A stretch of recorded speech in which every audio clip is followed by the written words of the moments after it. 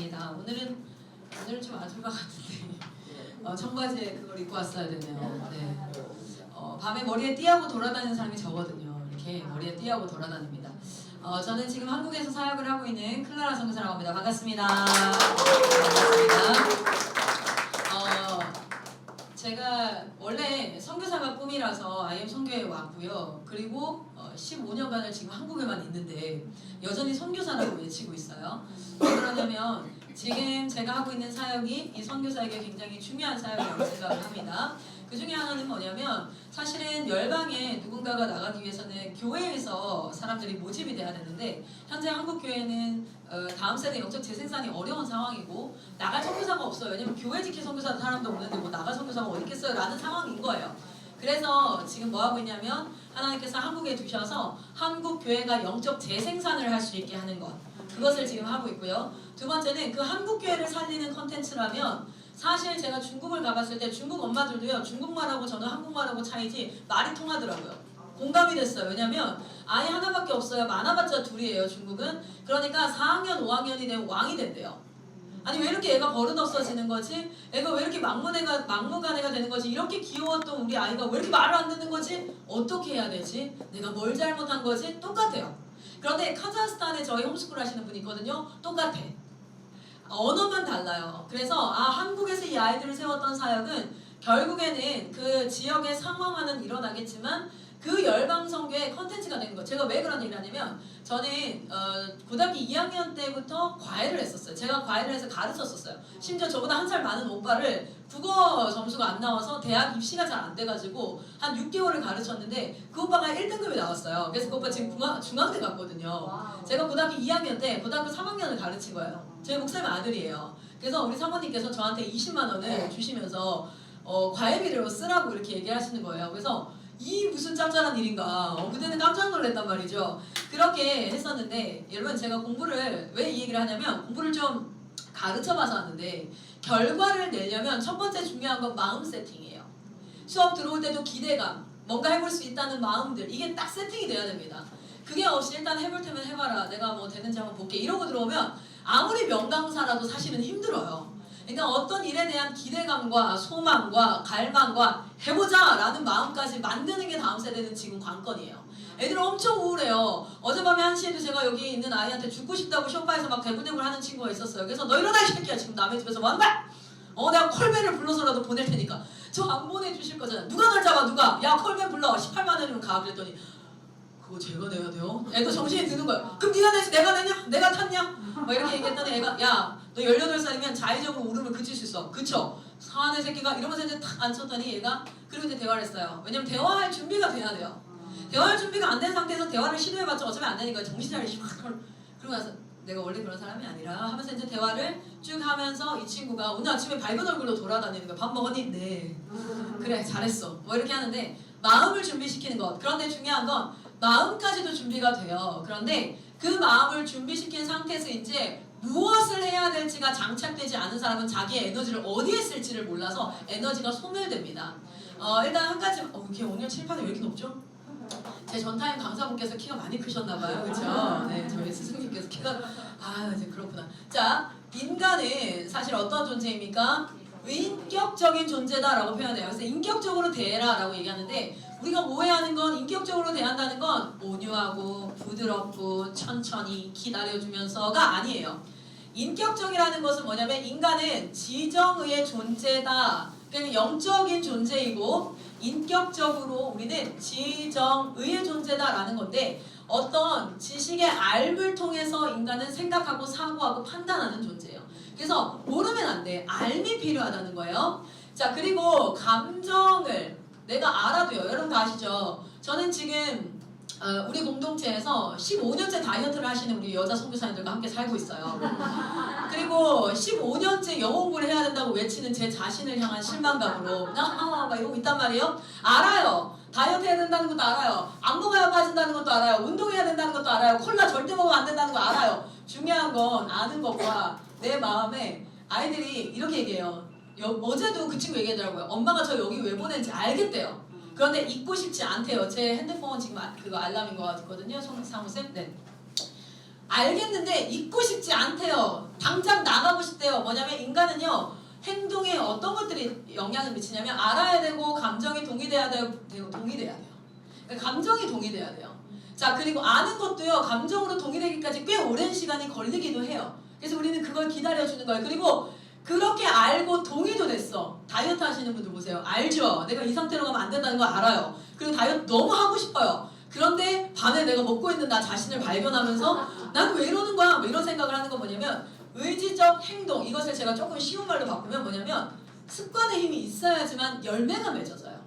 열매가 맺어지고 행동이. 자, 그래서 제가 이런 얘기를 합니다. 우리 학생들 중에서도요, 아이들을 잘 파악을 해야 돼요.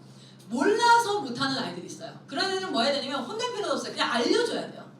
그러니까 몇 번을 알려줘도 못 알아들어요. 깨달아지지 않으면 못 알아듣는 애들은 알려줘야 되는데 어떤 아이들은요, 알아요. 아는데 하기 싫어요. 엄마 말을 들었을 때도 엄마 말이 무슨 말인지 알겠는데 그냥 엄마 말 듣기 싫어요. 하는 친구들은 어떻게 되냐면 얘네들은 가르치는 시간이 필요하다면 얘네들은 정서적 상담이 필요합니다. 이런 친구들은 정서적 유대관계가 형성되어져서 사람의 성향에 따라서 어떤 친구는 관계가 좋으면 그게 좋은 건지 안 좋은 건지 상관없이 그냥 그 사람이 시키는 걸 다 하고 싶은 아이들이 있어요. 그래서 정서적 유대를 통하여서 정서적 상담을 통하여서 감정이 동하게 해야 되는데 그때는 이 아이의 성향을 파악해야 돼요. 목적이 분명히 움직이는 아이들이 있어요. 그러면 목적을 제시하는 것으로 마음에 공감이 일어나게 해야 된다든지 뭐 이런 여러 가지 상황들 통해서 정서적 상담이 필요합니다. 이때는 그 아이의 마음을 들어줘야 되고 네가 충분히 그렇게 생각할 수 있어. 그런데 옳은 것이 뭐냐면 이렇게 가야 될지 아니면 내가 같이 해줄게. 이게 관계가 중요한 친구들은 해야 된다는 것도 아는데 여기 또래랑 잘 어울리지를 못하고 이런 것도 있고 여러 가지 문제들이 있기 때문에 그리고 알고 동의가 돼도 안 되는 아이들이 있어요. 그건 뭐냐면 실제 저희 학교에 와서 은혜 받아서 예배 때 하나님 나라 위해 살겠다고 난리가 났어요. 와우, 내가 어떻게 살아야 될 줄도 알겠고 그렇게 하고 싶대요. 그런데 이제 딱 그 실력을 맺어야 되니까 수업 딱 들어갔어요. 영어 수업 들어갔는데 30분을 못 앉아 있는 거예요. 죽겠는 거예요. 그리고 이제 자기는 뭐 진짜 막 그리고 자기 자신에 대한 실망. 다른 애들은 다 알아듣는데 나는 알지 못해. 그러면서 이제 막 비교를 하더라고요. 너는 초등학교 때부터 학교를 공부를 안 했으니까 당연한 거지 하는데 이게 안 되는 거죠. 그런 친구들은 뭐 해야 되냐면 같이 습관을 들여줘야 되는 거죠. 그러니까 훈계하는 방식도 인격적으로 돼야 되고 가르치는 방식도 인격적으로 돼야 된다는 건 분석을 전제한다는 거예요. 분석을 전제한다는 거예요. 이 친구가 지금 어느 단계는 얘가 지금 정서적 동의가 안 됐어. 감정이 지금 내가 하고자 하지 않아. 그러면 이런 친구들은 어떻게 해야 됩니까? 한다살이나 이런 캠프 때 진짜 주변으로부터 영향을 받게 하고 아 이렇게 살아가는 사람도 있구나 이런 것들을 보여주는 환경의 변화가 필요하기도 하고 정서적 상담이 필요하기도 하죠. 근데 아예 몰라. 모르는 친구들은 앉혀놓고 차근히 가르치는 게 필요하고 알고 동의가 된 친구들은 어떻게 하라고요? 아이들과 같이 실제 다이어트를 해야 된다는 걸 알고 다이어트 너무너무 하고 싶은 친구한테 제가 어떻게 했냐면 그냥 아침마다 같이 뛰었습니다. 그냥 내가 나오니까 너도 나와야 돼. 무조건 그냥 별말 하지 않았어. 야 너 살 빼. 그러다가 건강이 나가. 야 너 초콜릿 먹지. 이렇게 아니라 아침 5시에 나와. 1시간씩 뛸 거야. 그렇게 계속 습관을 하다가 제가 하루 안 나갔어요. 왜냐면 나도 피곤하니까. 그랬더니 네 혼자 뛰어. 이러면서 습관화가 되는 거예요. 지금도 저는 앞에서 위에서 저희 아이들은 생활운동을 계속 가르쳐요. 코어 근육, 이제 하복근 당기는 거 이거. 그래서 공부하다가 의자에 3분의 1 딱 걸쳐가지고 다리 당기는 거 연습을 시켜요. 이렇게 4시간 앉아있으면 졸려요. 죽어요. 허리도 아프고. 그래서 그거 하는 거 또는 유산소 돌리는 거 그리고 줄넘기 막 애들 뛰게 하고 공부하다가 수업 듣다가 온라인으로 듣다가 쉬는 시간에 줄넘기 뛰게 하고 이렇게 그런 연습들과 습관들을 해서 아이들이 할 수 있게끔 하는 것들 이런 부분들을 하는데 자 그렇다면 지금 여러분들이 여러분의 마음속에서 저희는 선교사를 양성하는 기관이에요. 제가 아이들한테 출프스쿨이나 이런 거 강의를 할 때 너네 은혜 받아라 라는 마음으로 가르치지 않습니다. 그건 당연한 거예요. 하나님 말씀이 선포되었을 때 은혜 받지 않는 게 이상한 거예요. 그래서 은혜 받아라 이것을 넘어서 저는 항상 인력이 부족한 상황 가운데 있었어요. 지역교회도 아마 동일할 거예요. 항상 인력이 부족해요. 사역자들이 부족해요. 그래서 저희 본부도 그렇기 때문에 어떤 마음으로 아이들을 가르치냐면 내가 얘를 한 달 가르치고 1년을 가르치면 얘가 다음 해에는 이렇게 들어오는 신입생을 가르칠 수 있게끔 만들겠다라는 목적을 가지고 얘기하는 거예요. 왜냐면 어떻게든 나는 너를 일시켜 먹겠다. 왜냐면 저희 스승께서 저희들 그렇게 하셨기 때문에 나의 제자에게 그렇게 하는 게 동일하지 않는가. 그리고 이왕 쓰인다면 하나님 나라 위해서 쓰이는 게 얼마나 아름답습니까? 아멘. 그런데 어떤 멋짐이 있어요? 내가 들을 때보다 가르칠 때 훨씬 더 딥하게 이해를 하고요. 그리고 그 상황 가운데 내가 선포할 때 성령께서, 이거 말씀이 선포되어지기 때문에 성령께서 나를 쓰심을 본인이 경험하게 된다는 거예요. 할렐루야. 자, 그렇다면 지금 제가 오늘 이 자리에 왜 나왔냐면 여러분이 내가 알아야 되는 사람이 있습니다. 마음이 뜨거워요. 뭐든 하고 싶어. 그런데 정작 청소년들의 발달 단계에 따라서 우리가 무엇을 가르쳐야 될지. 자, 우리는 이렇게 생각해 볼 수 있어요. 자, 우리가 사실은 육아, 이게 뭡니까? 육아는 내 새끼 키우는 게 아니에요. 봅시다. 하나님이 창조하셨어요. 옆 사람 한번 얼굴을 쳐다보고 하나님이 당신을 창조하셨습니다. 네. 그렇죠. 하나님. 자, 그런데 여러분 생각해보세요. 진짜 하나님이 저 계룡산 꼭대기에서 진흙을 이겨가지고 이 사람을 창조하셨어요? 그리고 막 무화과나무 이파리 달고 내려왔나요? 그리고 나서 와, 아기가 태어났다 이래요?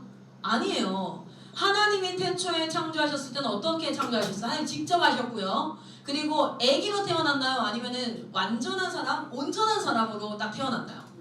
그렇죠. 그게 하나님의 창조 사역의 완성이었습니다. 자, 그런데 오늘날은 어떻게 창조 사역이 이어지고 있어요? 이 뱃속에다가 하나님이 생명을 넣어주시죠. 창조 사역은 끝나지 않았어요. 이 뱃속에서 9개월간 뭐합니까? 키워야 돼요. 누가? 하나님의 형상대로 지음받은 엄마, 아빠가 이거를 키워요. 엄마가 일단 키우죠. 그럼 애를 낳아요. 그럼 애는 온전한 사람으로 먹고 마시고 어떤 하나님의 명령을 들어서 수행할 수 있고 하는 그런 성인의 모습으로 태어나는, 아무것도 못하고 우는 것밖에 못하는, 그래서 24시간만 부모가 돌보지 않으면 죽을 수밖에 없는 그런 아주 미약한 존재로 태어나요. 완성이 안 됐다니까요. 그렇게 태어난 아이가 1살 되고 2살 되고 그러면 처음에는 분유밖에 못 먹다가 모유밖에 못 먹다가 조금 미음 먹게 되고 조금씩 먹게 되어져서 점점 장성한, 그때도 사람이 아닌 건 아니에요. 그쵸? 그때는 너는 동물이야, 미완성이 하지 않죠. 온전한 사람이나 그것이 실제 성인이 되기까지 뭐하고 있죠? 양육하죠. 육아라고 얘기하죠. 그리고 나서 성인이 딱 됐어. 그 사람이 뭡니까? 하나님의 창조사역의 완성인데, 하나님의 창조사역은 어땠습니까? 하나님을 알고 하나님을 주인으로 모시고 하나님이 말씀하시는 것에 순종해서 이 땅을 다스릴 수 있는 능력과 역량이 있는 사람이었어요. 아담은. 우리가 창조사역에 동참되어지는 거예요. 부모는 선교사님들은 사명자고 목사님들은 사명자고 나는 그냥 평신도가 아니라 우리는 하나님의 가장 위대한 창세기 1장 28절에 30절에 그 창조사역을 하나님께서 우리에게 맡기셔서, 여러분 가인과 아벨이 죽고 나서부터 셋이 태어나기까지 여호와의 이름을 불렀더라. 셋이 태어났을 때 하나님은 계속 뭐라고 얘기했냐면 땅에 충만하라 번성하라 이렇게 하라고 했죠. 하나님이 이 땅에 하나님 모르는 자들이 버글버글하기를 원했을까요? 충만하기를 원했을까? 아니면 하나님을 알고 하나님이 행하신 일을 알고 그 하나님의 말씀 안에 이 땅을 통치할 하나님의 형상들이 이 땅에 충만하기를 원하셨을까요? 그 땅 사역을 하는 게 누구냐면 부모예요. 부모는 사명자입니다. 육아는 창조 사역이에요. 하나님이 일하시는 방식이 어떠냐면 하나님이 하실 수 있는 일을 하나님이 하세요. 그리고 나머지는 우리한테 맡기세요. 왠지 아세요? 보람과 성취와 자존은, 자기의 존재 가치는 가만히 있는다고 깨달아지잖아요. 애들한테 얘기해보세요. 너는 담장 너무 예뻐든 뭐하고 너는 축복의 사람 귀하다 계속 얘기해도요, 그러한 칭찬, 일반 심리학에서도요, 그 사람이 하지 않은 행동에 대한 칭찬은 오히려 독이 된다고 얘기해요. 자존, 보람, 성취, 나의 가치, 무엇을 통해서 인정될까요? 인간은 그렇게 창조됐거든요. 일을 통해서 자기가 한 어떤 doing, what I do, 내가 했던 것을 통하여서 내 가치를 확인하도록 창조가 되어졌어요. 자, 그렇기 때문에 우리가 그냥 단순히 하나님 믿고 잘 먹고 잘 산다, 아무 일 없이 산다, 이게 아니라 하나님이 우리를 창조하실 때 일을 통해서 느낀 보람과 성취와 이 자존의 가치와 이것들을 우리에게 주시기 위해서 우리에게 일을 맡겼는데, 그 사명의 첫 번째 뭡니까? 땅에 번성하라, 충만하라, 땅을 다스리라, 땅을 정복하라. 그것의 사명을 어떻게 이루게? 도구를 뭘로 주셨어요? 성관계를 주셨어요. 성관계. 인류가 늘어날 수 있는 유일한 방법은 뭐예요? 성관계입니다. 성관계는 애정을 표현하는 도구가 아니에요. 선물을 주고 또는 눈빛을 마주치고 내가 얼마나 당신을 사랑하는지를 표현하는 도구가 성관계가 아니에요. 일반 학생들이 또는 우리 청소년 청년들이 사랑하니까 잔대, 사랑을 표현하는 도구가 아니라고요. 성관계는 생명을 잉태하는 도구예요. 하나님이 주신 법이래요. 그래서 믿는 자든 믿지 않는 자든 성관계를 하고 나면 생명에 대한 두려움이 드는 거예요. 임신하면 어떡하지? 왜요? 목적 자체가 그거이기 때문에 그래요.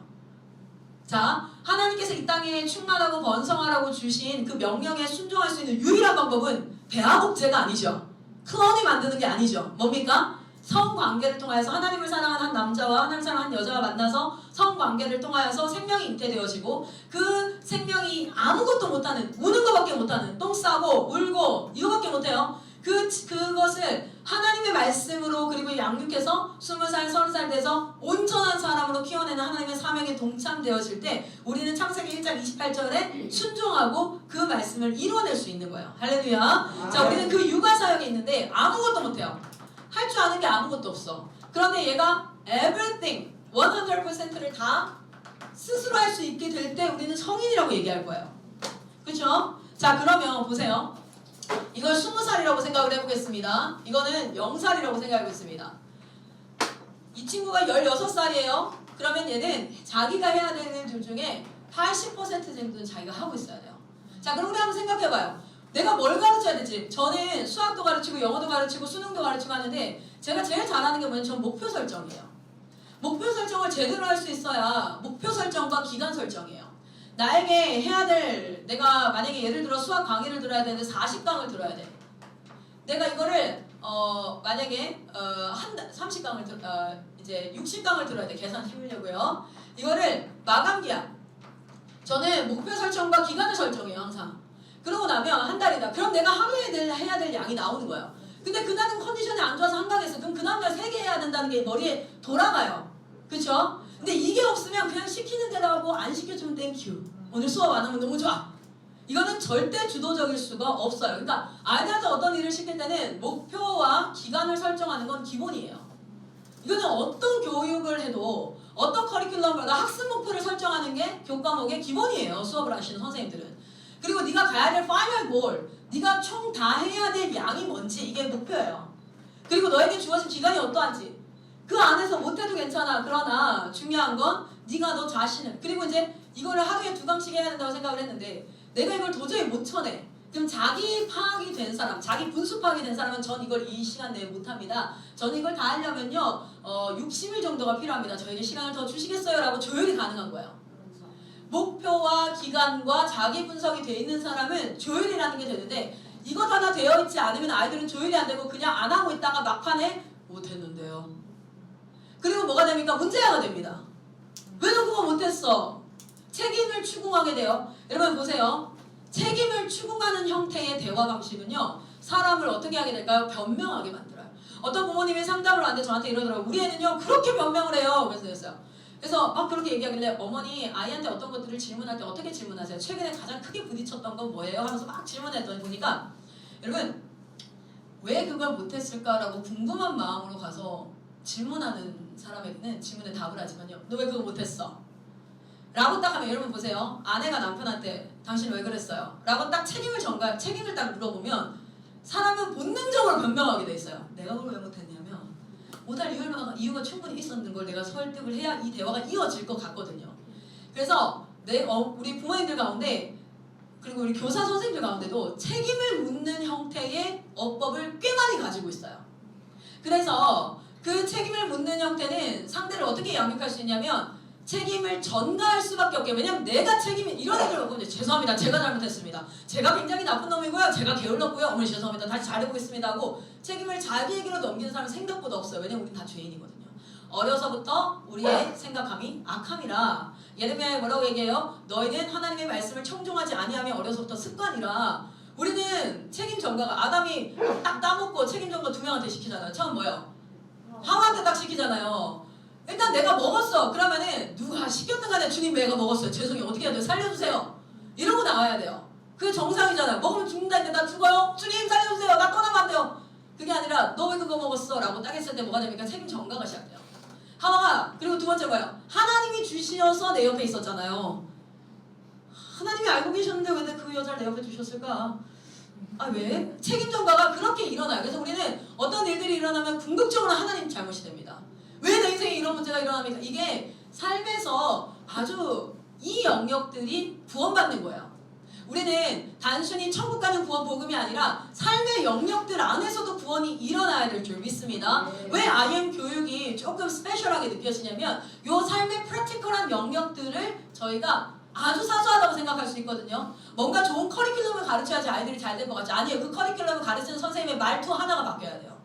그 커리큘럼을 가르치는 선생님의 눈빛 하나, 말투 하나, 질문 하나가 바뀔 때 아이들은 정말 토럴리하게 바뀌어요. 그런데 아무리 좋은 커리큘럼을 갖다 놔도 어느 선생님이 가르치느냐, 여전히 책임을 전가하고 책임을 묻고 이것은 누구의 탓인지를 확인해야지만 되고, 그리고 그 어떤 일들을 할 때 이제 하는 그런 대화들일 때는 사실은 좋은 커리큘럼이 그 아이에게 들어가기 전에 마음에는 이미 반감이 생겨요. 자, 그런데 이것은 내가 하나하나 배워서 교육학을 배우고 IM에서 하는 것들을 배우가 아니라 성령께서 나에게 풀리하게 하고자 하는 원함의 마음을 주셨습니까? 그러면 이제 하나님 이제 준비된 컨텐츠를 배워가십시오. 그러면 그리고 매일 아침마다 저희는 기도하게 하거든요. 저희 사역자들은 하루에 1시간은 기본이고 1시간에서 2시간 정도를 기도와 말씀으로 사역을 아이들 깨기 전에 먼저 시작을 해요. 제가 엄마로 있으면서도 저 아이들이 깨기 전에 저희 집에서 제가 먼저 예배하고 주님 초대하고 내 마음을 준비해서 애들을 깨웁니다. 안 그러면 애들 때문에 짜증나요. 열받아 죽겠어. 말 더럽게 안 들어요. 여기 있는 애들 중에 다 내 말 듣는데 말 안 듣는 걔들이 저희 아들들이에요. 여러분 아시죠? 목사님들도 그래서 다 잘 들어. 성도님들도 다 말 잘 듣고 심지어 중고등부도 목사님 하면 목사님 이렇게 하는데 말 안 듣고 뚱한 근호 표정 보면 그 목사님 아들이에요. 그거 아주 그냥 쉽게 확인할 수 있어. 그죠? 저도 그렇거든요. 그렇기 때문에 나도 짜증나요. 애들이 말 안 듣고 그러면 바빠 죽겠는데 뭐 오늘 반바지를 입니 긴 바지를 입니 막 이러면 시원해 막 이런 마음이 들고, 그래서 내가 하나님 앞에 성령님을 초대하고 내가 지금 사역 중이다. 어떤 사역 중이다? 육아라는 창조 사역 중이다. 근데 이 창조 사역에 굉장히 중요한 사역이 하나 꼈다. 죄를 짓는 바람에 구원 사역. 저는 제 새 아들이 태어났을 때 똑같은 기도를 했어요. 그 가족분만실에서 아기 핏덩이를 탯줄도 안 긋고 배 위에 딱 올려주잖아요. 맨살이에. 셋 다 똑같은 기도인데 하나님 나 욕심 없이 살겠습니다. 만약에 욕심 부리면 벼락을 내려서 그냥 천국 바로 가도 괜찮아요. 주님 그러나 내가 딱 하나 욕심 낼 텐데 제 아이가 10살 이전에 하나님을 인격적으로 만나게 해주세요. 나는 진짜 딴걸 보이지 않고 이 아이들이 친구들 영향력 받기 전에 성령의 임재가 있었으면 좋겠거든요. 그래서 그것을 기도했었어요. 구원사역과 창조사역이 저에게 주어져 있죠. 이 세 아이에 대해서. 그리고 이 세 아이가 성인이 됐을 때 하나님을 아는 사람으로 이 땅 가운데 버글버글하게 다니는 중에 한 명이 될지, 하나님을 대적하는 자가 될지는 내 사역의 결과인 거예요 이제. 그래서 제가 아침마다 상기하는 건 나는 엄마가 아니야. 나는 창조사역에 동참된 사명자야. 클라라 정신 차려. 클라라 애 키우는 거 아니야. 우리 애가 좀 예의 발라야 되고 우리 애가 말을 좀 잘 들어야 되고 오늘 하루 무탈하게 지나가야 되는 게 아니야. 클라라 정신 차려. 오늘 우리 아이가 하나님 앞에 하나님의 사람으로 세워져 가는데 하나님이 너를 세웠어. 세웠다면 능력 있게 하실 거야. 제가 그거를 단도리를 안 하면요. 제 마음의 단도리를 안 하면 저는 집에서 이중적이에요. 제가 경험해요. 마이크 잡고 클라라 선교사로 서 있을 땐 되게 멋있어요. 오히려 저희 아들의 또래 아이들은 저를 클라라 선교사님이라고 좋아합니다. 저희 아이는요. 제가 집에서 어떤 모습으로 있는지를 너무 잘 알기 때문에 오히려 이 아이가 가장 큰 피해자가 될 수 있는 거예요. 엄마 이중인격자야. 뭐 이렇게 될 수 있는 거예요. 진짜 실제 제가 여기 사역할 때 3분 반 정도가 목회자 자녀입니다. 선교사님 자녀들. 애들 대다수의 상처가 뭔지 아세요? 이중적인 부모님의 모습. 그냥 탁 까놓고 얘기하면 그거예요. 네. 엄마는 집사님들이랑 통화할 때랑 자기랑 얘기할 때 목소리가 네 집사님 어머 그러셨어요. 정신 안 차려. 또는 옳은 걸 가르쳐줘야 되는데 내가 목회자 자녀라는 이유로 더 크게 혼났다는 거예요. 자, 여기까지 더 깊게 얘기하면 우리가 강의가 더 길어져야 돼서 제가 진짜 알자만. 자, 그렇다면 우리가 뭘 해야 되냐면 아이가 혼자 해야 될 모든 영역이 뭘까? 내가 지금 다 해주고 있거든요. 저희 아이는 지금 빨래 설거지를 합니다. 8살이에요. 제가 이렇게 얘기했어요. 이거 원래 네가 해야 되는 거야. 내가 8년간 대신해줬거든. 약 7년간 대신해줬거든. 이제 네가 해. 근데 할 말이 없이 다 그런 줄 알아요. 왜냐면 저희 공동체에서 청소시키는 거 이런 것들 제일 먼저 위임하는 게 청소입니다. 제일 먼저 네가 가져가야 될 게 있어요. 자, 인수인계를 한다면 인수인계를 쭉쭉쭉쭉 시켜야 돼요. 여러분 생각하셔야 돼요. 20년은 인수인계 기간이에요. 내가 대신해주던 것들을 언제까지 해줄 거냐면 8살 전까지라고 하는데 저는 5살까지 엄청 열심히 해줬어요. 그리고 여기서부터 1차 인수인계가 시작됐습니다. 1차 인수인계. 이불 되는 거 얘네가요. 다 할 수 있어요. 좀 삐뚤삐뚤해도 괜찮아요. 왜냐면 다음날 다시 팔 거니까. 굳이 뭐 그거 가지고 너무 스트레스 받으면 일 못 시켜요. 그리고 사람은 하면 할수록 능숙해지거든요. 처음부터 잘하는 사람은 없어요. 그래서 처음부터 잘하길 바래서 제가 저희 아이가 빨래를 개기 시작하거든요. 서랍장을 열어보면 진짜 엉망진창이에요. 그걸 제가 다시 갭니다. 다시 개서 넣더라도 계속 시켜요. 그런데 8살짜리가 지금 1년째 했거든요. 엄청 잘 개요. 진짜 잘 개요. 그러니까 걔는 빨래하는 게 너무 바빠요. 집에 오면 9시 반에 이제 퇴근하고 오거든요. 그 친구가. 저희는 MK들은 9시 반에 끝나요. 그럼 와서 빨래를 개야 돼요. 빨래를 또 널어야 되고. 그러면 항상 한숨을 쉬어요. 왜 동생이 5살인데 왜 하루에 옷을 2번 입냐는 거야. 그 걱정을 8살짜리가 한다는 거예요. 여러분 제가 여기 앞에를 걸어오고 있었어요. 근데 여기 비가 오면 진흙탕이 돼요. 근데 여러분 5살짜리는 강아지와 공통점이 있어요. 비가 오면 진흙탕 그 물에 맨발로 들어가요. 그래서 걔가 이제 동생이 둘째가 막 진흙탕에 처벅처벅하고 노니까 여기가 막 진흙으로 묻기 시작하죠. 그러니까 저랑 첫째랑 걸어오는데 제가 재밌겠다 이렇게 얘기했는데 옆에 첫째가 이러더라고. 저거 빨래하기 힘든데. 8살이. 보세요. 자기가 책임을 가지고 자기가 위임을 해서 이게 내일인 줄 알아야 돼요. 그래야 얘가 캠프 기간 동안에 제가 대신해줬어요. 빨래를. 감사해요 엄마. 여러분 빨래 대신해줘서 고맙다고 인사 들어보신 분 있으세요? 어떻게 교육하느냐의 차이예요. 그걸 당연하다고 생각해요. 그래서 그거는 다 원래 엄마가 해줘야 되는 건데 내가 필요한 것을 사줄 수 없는 돈 없는 엄마, 무능한 엄마. 뭐야 이씨. 죄송해요. 욕할 뻔했어요. 진짜 큰 욕할 뻔했어요. 이 정신 나간 똥강아지 새끼들 뭐 이렇게 할 수 있죠. 내가 너 하나 키우는데 한 달에 돈이 얼마나 많이 드는 줄 알아? 근데 아이너 패딩 70만 원짜리를 사달라고? 네가 제정신이야? 걔네한테는 그게 제정신이에요. 왜냐면 자기 통장에서 돈 빠지는 게 아닌걸요. 여러분 백화점을 가는데 여러분 통장에서 돈이 빠지지 않아. 그럼 백화점 매일 갈 거예요? 아니면 한 달에 한 번만 갈 거예요? 매일 가지. 매일 가지. 가서 꺼먹어야지. 할 수 있는 한 가져와야지. 장난감 가게 가보세요. 저희 아이 통장이 따로 있어요. 8살짜리가. 제가 7살 때 재정교육을 저희가 합니다. 처음에는 나눠주는 연습을 해야 되고, 두 번째는 자기 거에 대한 개념을 가지기 시작해야 되고, 그리고 이제 자기 소유가 생기기 시작하면서 용돈이 시작돼야 돼요. 용돈의 개념은 먹고 싶은 걸 먹는 게 아니라 생활비 개념이 용돈이에요. 착각하시면 안 돼요. 그래서 중학생의 기본 용돈은 40만 원 정도 돼야 돼요. 라고 하면 다들 왜요? 이러는데 거기서 핸드폰비가 거기서 나가야 돼요. 거기서 아이들 첩이 다 나가야 돼요. 거기서 학용품 나가야 돼요. 샴푸, 린스 다 나가야 돼요. 그래야 한 달에 내가 얼마 쓰는지를 너 키우는데 얼마나 돈이 많이 드는 줄 알아? 몰라. 내 통장에 돈 나간 적 없어. 근데 용돈 40만 원 들어온다 그러면요 진짜 기뻐요. 아싸 막 행복합니다. 근데 들어왔다가 월세로 15만 원이 나가고 핸드폰 8만 원 나가고 차비로 뭐가 나가고 쭉쭉 나가고 나에게 3만 원이 남는 걸 경험하면 애들이 뭐지? 이게 뭐냐면 생활 개념이 생겨요. 이게 바로 현실 감각이 생기는 거야. 재정교육을 그렇게 시켜줘야 돼요. 그렇게 안 시키다가 나중에 대학교 졸업해서 갑자기 200만 원, 300만 원을 받으니까 초년생들이 신용불량자 비율이 제일 높아요. 갑자기 200만 원 생겨보세요. 갑자기 300만 원 생겨보세요. 웬만큼 꼼꼼하지 않고는요 적금 안 합니다. 여행 갑니다. 친구들 만납니다. 차 사고 싶어서 할부 알아봐요. 그러니까 아이들이 첫 월급을 타기 전에 그 정도 돈을 굴릴 수 있게 해주셔야 돼요.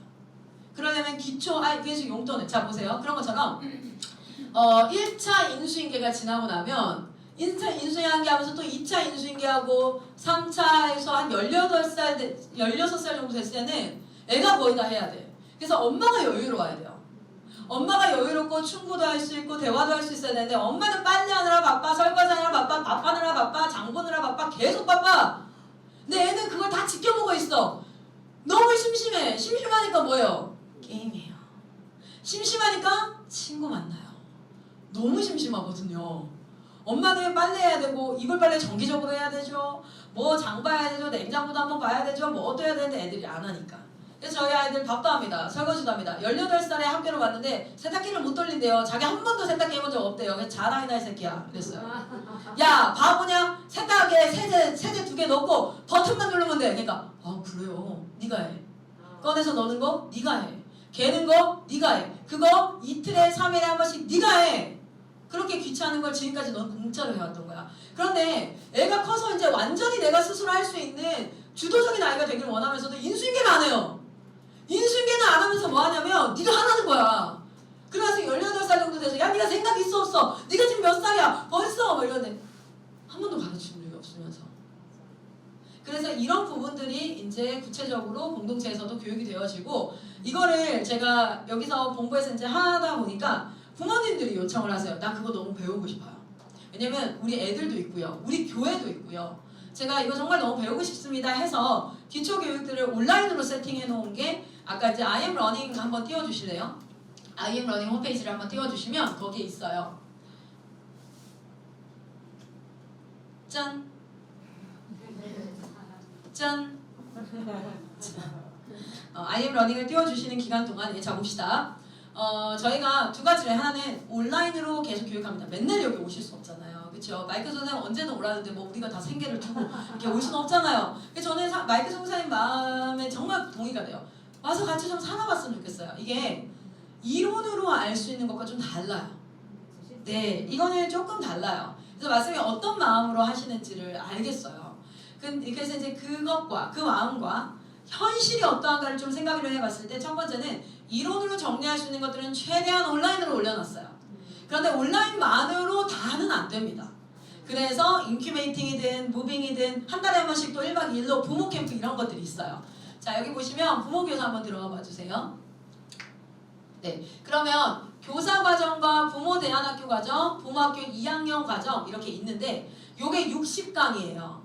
60강인데 훈계에 대한 것들이라든지 발달 단계에 대해서 부모님은 어떤 역할을 취해줘야 되는지 뭐 이런 것들을 이론으로 조금씩 정리를 해둔 강의들이 60강이 있어요. 그리고 식습관에 대해서 우리가 가장 자기중심성, 죄를 또 다른 말로 얘기하면 자기중심성 아니겠어요? 죄가 가장 드러나는 곳이 어디냐면 식욕입니다. 그리고 성욕이고요. 그리고 소유욕이고 그리고 수면욕이에요. 이거는 내 거라고 생각을 해요. 믿는 분들도 이건 내 거라고 생각을 해요. 먹는 거 내가 먹고 싶은 걸 먹어야 된다고 생각을 해요. 그런데 사실은 이 모든 영역이 우리는 청직이에요.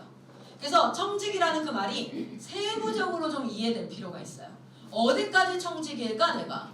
사실은 처음부터 끝까지가 다 청직이거든요. 그렇기 때문에 오늘도 제가 제 건강하고 싶어서 음식을 가리고 운동을 하는 게 아니라 하나님이 주신 육체는 관리 원리가 있어요. 과학을 배워보면 그런 게 나와 있는데 예를 들면 이런 거예요. 여러분 곱창 좋아하시죠? 막창 좋아하시나요? 전 엄청 좋아하거든요. 그게 대장입니다. 대장이고 소장이에요. 소, 간, 뭐 돼지, 간, 위 이런 거 좋아하잖아요. 그쵸? 우리 막 먹잖아요. 쓸개 이런 거 먹잖아요. 허파 이런 거. 걔들을 우리랑 성분이 똑같아요. 우리 몸의 육신이랑. 근데 우리가 돼지의 위를 먹는데 우리의 위에서 돼지 위를 소화시키거든요. 근데 왜 우리 위는 소화가 안 될까요? 저는 그게 고등학교 때 궁금했어요. 신기하다. 돼지 대장을 먹는데 우리 인간의 대장에서 그 돼지 대장을 소화시켜서 지방을 흡입을 해요. 왜 우리 대장은 소화가 안 되지? 소화액은요 인간 거 돼지 거를 구분하지 않아요. 그 성분의 펩티아제 뭐 이런 거 해가지고 그 성분에 반응하는 거라서 이게 지금 성분이 같단 말이에요. 뭐 돼지는 돼지가 있고 아니란 말이에요. 같아요. 왜 소화가 안 되지? 근데 보니까 우리가 음식을 딱 먹어요. 딱 이렇게 먹으니까 여기 위에서 음식 먹기 시작한다라고 인식이 되면 호르몬이 먼저 분비가 돼요. 어떤 호르몬이냐면 이 위에 겔포스처럼 뮤신이라고 이 위를 쫙 보호하는 성분이 딱 나와요. 그러면 식도를 통해서 쭉 내려와서 음식이 똑 떨어지면 소화 효소가 딱 나옵니다. 막 버물버물하면서 소화가 되는 거예요. 그러면 보호막이 형성돼 있어서 위는 소화가 안 되는 거였어요. 그런데 이 양이 정해져 있을까요? 아니면 먹을 때마다 나올까요? 정해져 있어요. 모든 것들은 정해져 있어요. 자, 그런데 내가 아침 때 이렇게 아침 점심에서 먹었어. 근데 저녁에도 내가 한 번 더 먹었어. 야식을 먹었네요. 그러면 그때는 뮤신이 만약에 성분이 다 떨어졌어. 내일 아침 돼야지 만들어지는 기간이 필요하잖아요. 근데 안 만들어졌어. 그러면 음식물은 들어왔어. 어떻게 될까요? 소화 효소는 분비가 됩니다. 뮤신은 조금 나와 있고. 그러니까 벽이 덜 보호된 상태예요. 조물조물 이렇게 하면은 위가 뮤신으로 덮이지 않은 영역은 어떻게 될까요? 상하기 시작해요. 그래서 식습관이 정기적이지 않는 사람은 위 궤양이 와요. 위 궤양이 먼저 세요. 위에 상처난 거예요. 소화액 때문에 상처나고 구멍 뚫리면 위 궤양 이렇게 얘기하거든요. 자, 하나님이 창조한 몸을 사용하는 방식이 있어요. 거기에 맞춰서 그냥 우리가 야 아침 점심 저녁 꼬박꼬박 먹어 라고 얘기하는 게 아니라 아침에 식사를 했을 때 이 이를 움직이면서 두뇌를 깨웁니다. 뭐 이런 이 원리가 있어요. 하나님. 그러면은 얘도 사용법에 따라 잘 사용해야지 오랫동안 잘 사용할 수 있죠. 건강하게. 동일하게 몸도 그래요. 그래서 이런 부분들을 아이들한테 교육을 할 때 제가 디스크도 얘들아 허리 똑바로 펴! 이렇게 하지 않아요. 디스크는 허리는 뼈가 붙어있지 않아. 뼈가 이렇게 생겼다. 네 엑스레이 한번 보면은 이렇게 생겼을 거야. 이 다 떨어져 있어. 애들이 와 공중부양인가요? 이런 얘기를 해요. 그렇지 않아. 요 사이에 마시멜로 같은 게 들어있어. 하얀색 마시멜로 같이 들어있어. 자, 근데 얘네들이 이렇게 돼 있는데 네가 허리를 이렇게 숙인다고 생각을 해봐. 그러면은 이렇게 했다가 이렇게 계속 해지. 그럼 풍선에 무거운 무게로 풍선을 계속 짓누르면 뾰족한 물건이 뼈가 얼마나 뾰족한데 그럼 계속 누르면 이게 이 하얀 마시멜로 풍선이 터질까 안 터질까? 터져. 허리가 엄청 아파. 그 하얀색 물질이 뭐였을까? 디스크라고 불러 그걸. 그 하얀색 마시멜로가 실제로 의학 용어로 디스크예요. 근데 디스크가 터졌다라고 얘기하죠. 그렇죠? 그러니까 네가 허리를 계속 이렇게 하면 얘가 이렇게 계속 눌려가지고 네 몸무게가 생각보다 무거워. 그리고 9.7로 지구 중력이 계속 너를 당기고 있단다. 그래서 이게 계속 눌리면 터져. 그걸 40년간 누른다고 생각해봐. 그럼 터지지 당연히. 아니면 터지기 전에 얘가 신경이 뼈가 이렇게 부딪힌다고 생각해봐. 얼마나 아파. 척추 측만증이라 그래.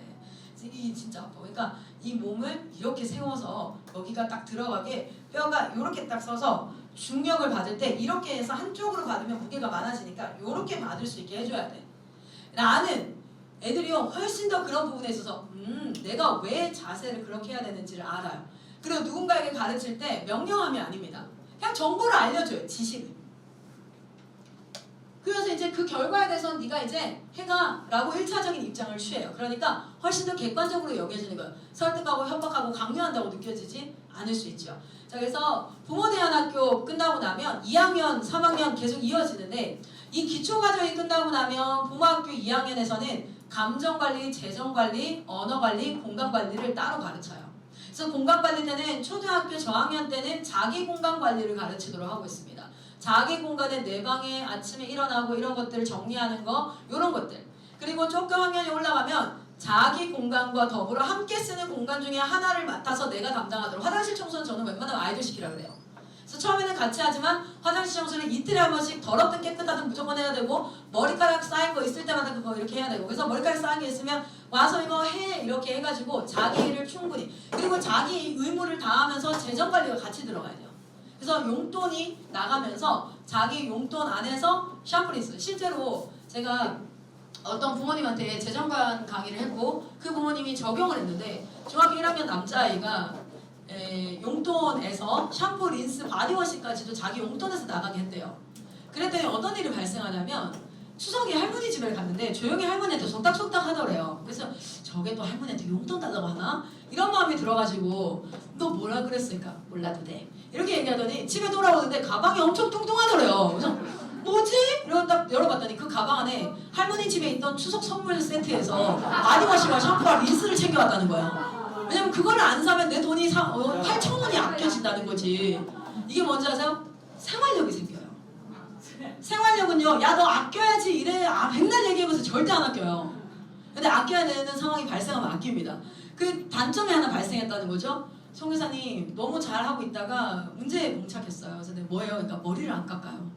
남자애가 머리 깎는 것도 이제 거기서 돈이 나가니까 17,000원을 아끼기 위하여서 머리를 안 깎고 장발이 되어야 돼서 어머니 두세요. 자기의 결정을 걔가 머리 길어서 어머니가 보는 게 좀 짜증나고 불편한 것만 좀 참으면 괜찮아요. 그런데 걔가 이제 여름이 됐는데 진짜 거의 장발까지 돼가는데 학교에 선생님들이 머리 깎으라고 막 난리가 난 거예요. 그래서 얘가 진짜 검색을 폭풍 검색을 하더래. 12,000원짜리 머리 잡는 데를 찾기 위해서. 막 그렇게 하면서 근데 결국에 성교사님 결국에 깎았어요. 3개월 만이에요. 근데 어머니 잘 참으셨어요. 그리고 그 친구한테 얘기해주세요. 돈을 아끼는 거 너무 멋진 모습인데 아들한테 이렇게 얘기해주세요. 돈을 더 벌면 되는데. 그래서 이제 소비하는 것만이 아니라 지출하는 것만이 아니라 수익에 대해서 이제 알게 해주셔야 돼요. 라고 얘기하면서 집에서 콩나물 키우겠어요. 콩나물 키우기를 6,000원이면 사거든요. 시루랑 이런 것들. 그래서 그거를 계속 키워서 어머니 그거 한 봉지에 3,000원, 2,000원, 시장 가면 1,000원인데 10,000원에 사주세요. 아이가 자기가 수고해서 어떤 돈을 버는 거 지금 알바를 시킬 수는 없잖아요 지금. 그래서 제가 어머니 그 콩나물이 되게 좋아요. 잘 크거든요. 일주일이면 자라요. 물만 주면 되고 그리고 자기 방에서 따뜻하게 이렇게 두면 애가 신기하고 재밌어요 또. 그리고 그거 엄청 기다립니다. 그래서 어머니 그거 10,000원에 사주세요. 그렇게 이제 하나씩 만들고 통장을 만들기 시작하고 이렇게 하면서 근데 어머니가 근데 선생님 재밌어요. 애랑 이렇게 하는 게 참 재밌어요. 그러면서 아이한테 뭘 알려줘야 되냐면 네가 지금 실력을 쌓아서 수입을 늘리는 방법이 그러니까 돈은 두 가지야. 지출을 줄이는 방법이 있고 수입을 늘리는 방법이 있어. 라는 것들에 대해서 알려주면서 그러면 결국에는 나의 실력과 능력을 사람들에게 주고 거기에 대한 결과를 받아오는 게 직장이구나 라는 인식. 그래서 나는 뭐를 지금 가져야 되지? 내가 뭘 준비해야 되지? 엄마 아빠가 나를 먹여 살려주고 입혀줄 때 난 뭘 해야 되지? 라는 것들까지 생각이 갈 수 있게 해주세요. 재정관리로도 충분히 학생 동기부여가 가능합니다. 아멘. 뭐 이런 부분들 돈 벌고 싶어하는 걸 무조건 세속적이라고 막으면 안 됩니다. 그러면 지리산에 저기 들어가가지고 본인이 다 가는 수공업으로 살아가야 돼요. 그게 아니라 그리고 나면 그 다음 재정관리가 뭔지 아세요? 자기가 한 달 들어가는 정도의 재정을 파악을 해서 그 이상의 돈들을 적금을 해야 돼요. 그리고 내가 원하는 것들을 사거나 이런 것들을 처음부터 시작을 합니다. 그래서 막 레고 사고 싶어요. 아이패드 사고 싶어요. 이런 것들 하는데 그 다음부터는 사실 중학생, 고등학생 재정교육은 뭐냐면 1차적으로 내가 원하는 걸 모아야 살 수 있구나 라는 인내와 절제. 근데 그런 것들에서 너무 신나봐야 돼요. 와 진짜 내가 살 수 없는 걸 내 돈으로 모아 샀어. 그러고 나면 뭘 하냐면 저희가 청교도의 재정관리가 뭐냐면 내가 700을 벌든 1,000만 원을 벌든 이 사이 동안 하나님 만나는 영적인 훈련들이 같이 병행이 돼야 되겠죠? 벌든 간에 나에게 한 달 쓰는 돈은 300만 원으로 정합니다. 이 돈 가지고 재정은 하나님의 주인이에요. 그게 이제 시작되는 거예요. 그러면 그 재정을 내게 주시면 하나님이 하실 일이 있어. 근데 그 하나님이 하실 일 중에 첫 번째는 내가 먹고 사는 것도 포함되어 있어요. 내가 옷을 입고 내가 그냥 맨날 거적대기가 아니라 내가 내 그 자리에 맞는 옷과 내가 이런 위치에 맞는 것들을 가지는 것도 포함되어 있기 때문에 나는 그러면 올해는 연봉 협상을 하나님이랑 해야 돼요. 내가 얼마를 버는가를 떠나서 내가 만약에 월급이 500만 원이다.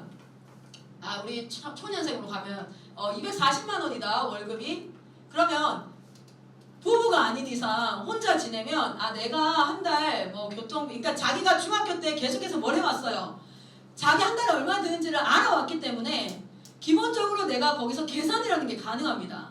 그럼 내가 밥 먹고 직장에서 하고 교통비하고 뭐 이렇게 다 하면 그래도 110만 원 정도가 생활비로 들어가고 그리고 나 자신에게 여유도 주고 옷도 그렇고 이렇게 하면 내가 한 달에 한 150만 원 정도를 나를 위해서 써. 그러면 나머지 90만 원 뭡니까? 하나님이 어디에다가 쓰라 할지 몰라요. 어느 날 내가 아파서 병원에 써야 될 수도 있고 또는 우리 부모님에게 그걸 써야 될 수도 있고 하나님이 돈을 주시면 당신의 목적이 있으니까 모아놨다가 기도 가운데 이것을 하나님이 쓰시고자 하는 곳에 쓰도록 하는 연습을 조금씩 해야 되는 거죠.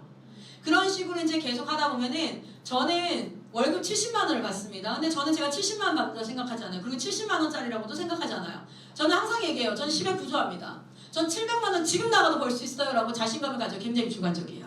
네, 저는 이렇게 얘기하거든요. 근데 저는 70만 원으로 살 수 있습니다. 대신 나머지 630만 원은 하나님 나라 위해서 쓰겠습니다라고 결단하고 살아가는 사람이지 70만 원에 제가 살아가요 이렇게 얘기하지 않아요. 자, 동일하게 우리 아이들도요. 매년 근데 올해는 아이가 하나 태어났어. 그럼 하나님 제가 한 달에 못해도 한 210만 원 정도가 들어갈 것 같아. 그러면 250 정도를 월급에서 쓰고 내 월급이 지금 340만 원이니까 370만 원이니까 얼마는 계속해 적금해서 기도하는 가운데 매일 아침 기도하는 가운데 하나님께서 이거 성경공으로 쓰기를 원하시면 그렇게 아니면 이거 우리 부모님 집을 좀 해드려서 정말 이렇게 연로하신 부모님들에게 효도하게 하는 그런 마음이 주면 그렇게 하나님이 쓰시고자 하는 그렇게 이제 훈련이 되어져 가는 것까지 연결이 되거든요. 자, 그런 부분들이 이제 계속해서 그 백업이 되고 있어요. 그리고 신앙 파트에서는 여기 한번 클릭해 주세요. 아이들 말씀 교육을 하는 데 있어서 이렇게 쭉 이렇게 한번 해주시면 인터넷이 잘 되겠죠.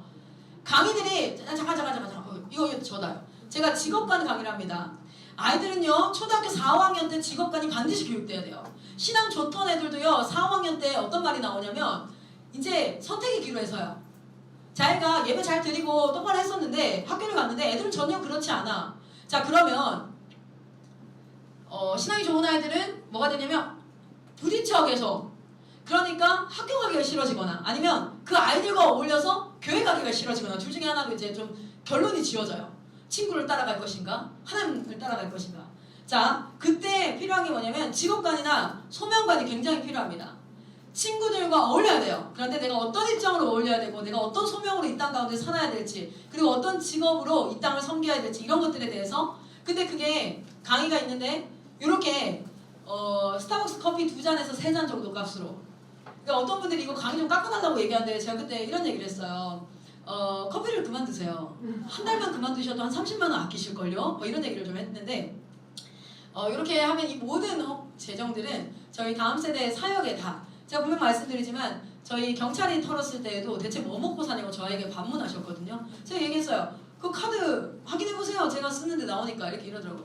편의점이랑 카페랑 밖에 없던데요? 이래요. 그래서 내가 거의 상담하고요. 웬만하면 여기서 다 우리가 아침, 점심, 저녁을 다 먹고 여기서 뭐 하고 제가 웬만하면 뭐 상담하거나 가끔가다 이제 보면 그죠 쿠팡 있고 왜냐면 저희 애기들 뭐 이렇게 하고 그리고 뭐 내복도 애들이 너무 많아서 서로 뭐 다 돌아가면서 입고 그리고 뭐 여기서 예쁘게 입을 필요도 없고 그냥 어쨌든 가리면 되니까 막 이렇게 다니고 자 근데 이 정말 저희가 뭐 편취하는 그런 거 없습니다. 어쨌든 이런 것들을 통해서 하나하나 아이들에게 강의를 이제 교육하고 그래서 근데 이제 제가 왜 이런 얘기를 하냐면 먼저는 여러분들이 지금 마음에 내가 하나님 앞에 뭐라도 쓰임 받아야겠다라는 마음이 든다면 그건 정말 귀한 거예요. 공부하고자 하는 마음이 드는 것까지가 굉장히 힘들거든요.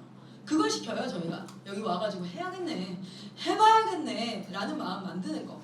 근데 이제 부모님들은 그 기간을 못 참으실 때도 있어요. 지금 수학 진도 나가야 되지 않냐. 근데 제가 한번 말씀드려요. 지금 수업을 할 수 있다 우리는 걔 앉혀놓고 걔가 졸든 하고 싶든 하고 싶지 않든 수업을 할 수 있다. 그게 무슨 의미가 있냐 지금. 그래서 이제 아이들한테 좀 시간을 줍니다. 그래서 애들 막 청소도 하고 별이랑 뛰어다니고 놀기도 하고 그래서 일단 여기에 정을 붙이게 해요. 여기가 자유롭다. 밖에 나오니까 산이네. 도망갈 데가 없네. 공기 좋네. 핸드폰 없이도 살만하네. 이런 거. 그게 사실 처음 돼야 돼요. 안 되면 근데 그 마음도 어색한데 수업이 들어가가지고 머리까지 아프면 집에 엄청 가고 싶거든요. 그래서 그 기간 그럼 마음이 됐어요. 여러분들도 오늘 내가 뭔가 좀 해볼까 라는 마음이 됐다면 그때 뭘 해야 될지가 주어지지 않으면 그 마음이 식어지니까 여러분 배우셔야 됩니다. 반드시 배우셔야 돼요. 배우셔야지 그거를 써먹을 수 있는 자리에서 할 수가 있어요. 저는 CPR 응급구조 그 자격증이 있어요. 응급구조 그 학회에서 교직원 자격으로 해서 가서 제가 배워갖고 자격증이 있거든요. 그래서 저는 여기서 여러분이 혹시 호흡이 깔딱깔딱 넘어가시는 분이 있으면 살릴 수 있어요. 배웠기 때문에 가능한 거예요. 여러분 여기서 만약에 7살짜리가 목에 삼겹살이 컥 걸려가지고 넘어졌으면 안 살리고 싶은 사람이 누가 있어요. 그런데 시간을 들여서 해놓은 사람만 살릴 수 있어요. 제가 항상 얘기해요. 저는 2019년까지 피아노를 못 쳤어요. 근데 지금요 피아노를 좀 칩니다. 왠지 아세요? 아이들한테 내가 보여주려고. 얘들아 everything is possible. 시간을 들이고 반복하면 반드시 실력이라는 열매가 맺혀. 그래서 그걸 나눠줄 수 있게 돼. 그래서 제가 피아노를 하루에 30분씩 외웠어요. 아예. 내가 뭐 지금 뭐 최근 1번부터 한옥 1번부터 할 수는 없잖아요. 그래서 코드를 외워버렸어요. 그리고 제일 많이 하는 우리 오늘 눈물로 뭐 이런 찬양들을 그냥 쳐줬어요. 그때 애들이 놀래는 거예요. 진짜 못했었거든요. 여러분 나이 때도 시간을 들이고 반복하면 할 수 있는데 뭘 해야 되냐면 먼저는 배우는 게 시작이 되셔야 그래서 그 배움을 위해서 저희가 만들어놨고요. 배우는 과정 가운데 여러분 현장으로 갈 수 있는 기회가 있으면 어디 캠프 있다 뭐 이제 어디 사역으로 지원해달라 하면 그런 데서 잠깐 왜냐면 생계를 그만하고 갈 수는 없잖아요 지금은. 그러니 계속 현장을 한번 방문을 하시고 가보시고 그 현장에 있는 선교사님들과 논의해서 파타임이라도 이번에 이제 만약에 2박 3일 수련회가 있다 그러면 그때 제가 가서 혹시 주차라도 좀 섬겨드릴까요? 뭐 이렇게라도 계속 좀 관심을 가져주시면 좋겠다라는 생각이 들어요. 왜냐면 배우는 것까지가 1차예요. 근데 배우는 것만 계속하면 머리만 커져요. 그래서 섬김을 통해서 헌신과 뭔가를 좀 해야 이 안에서 소환하는 게 가능합니다. 우리 애들이 8시간 수업 들어요. 여러분 지금 어제부터 오늘까지 허리 안 아프세요? 너무 많은 내용이 들어오지 않아요? 그래서 어제 했던 거 기억 잘 안 나죠? 이게 애들 지금 현실이에요. 하루 종일 앉아있어요. 아침 9시부터요 오전 12시까지. 그쵸? 3시간이에요. 1시부터 5시까지 4시간, 이미 7시간이에요. 그리고 학원 가서 대체적으로 7시부터 9시까지 2시간 앉아있어요. 그럼 일단 기본 세팅이 11시간 앉아서 듣기만 해. 뭐 일어나서 발표해요? 뭐 아니면은 뭐 질문해서 답하는 시간 몇 분 될까요? 그거 다 합쳐서 하루에. 말은요 수업 시간에 말하는 거 하면은 1시간이 안 될 거예요. 어쩌면 10분이 안 될 수도 있어요. 그런 상태로 12년간을 있으면요 난 가만히 둬도 정신병자 될 것 같아요. 진짜. 그래서 애들이 쉬는 시간에 그렇게 미친듯이 돌아다니는 거예요. 살려고. 점심시간 저녁시간에 미친듯이 뛰어다니는 거. 근데 제발 조용히 해야 돼. 아우 내가 살고자 내가 좀 살아야겠어서 말을 하는데 그 교실에서 정숙하래요. 그럼 걔들은 죽어요. 저희 아이들이 예배 때 파워댄스하고 앞에 계속 나오죠. 쟤들은 왜 저렇게 계속 나올까? 뭐 이렇게 또는 계속 메시지 합니다. 지들이 가르치고요. 하루에 4시간에서 5시간 배우는 시간, 그리고 나서 그 외의 시간에는 계속 멘토링으로 서로 엮어서, 그러니까 1차 방정식을 내가 얘한테 알려주는 거예요. 그러면은 나는 말하고 있잖아. 그리고 얘는 나중에 또 누구한테 알려주고 계속 말하면서 나도 정리되고. 사람은요 참 웃긴 게 생각으로도 정리가 되고 말하면서도 정리가 돼요. 그래서 그런 시간들이 적절하게 배치가 되어져 있어야 되는데, 지금 한국 상황은요 사실은 만약에 아이가 특별히 내성적인 아이라면 진짜 우울증이 위험할 수밖에 없는 환경이에요. 하루에 11시간을 듣는데, 기본만 봐도 11시간을 듣는데 말하는 시간이 없어. 뭐 그렇다고 집에 와서 말하니까 핸드폰 계속 하잖아요. 또 들어요. 또 봐야 돼. 그러니까 수동적으로 바뀔 수밖에 없고 우울할 수밖에 없어요. 내가 뭔가를 해야지 신이 나고. 여러분도 여기서 계속 앉아서 강의만 들어보세요. 그러면 아이는 별로 안 좋아요. 근데 이렇게 하다가 여러분이 가셔서 애들을 현장에서 만나. 그래서 진짜 보세요. 우리 애들이 어제도 고백하더라고요. 들어올 때 핸드폰 내라 할 때 인상 빡빡 쓰던 애들이 어제 저녁에 찬양을 하는데 우리 아이들이 이러더라고요. 아이들이 변했어요.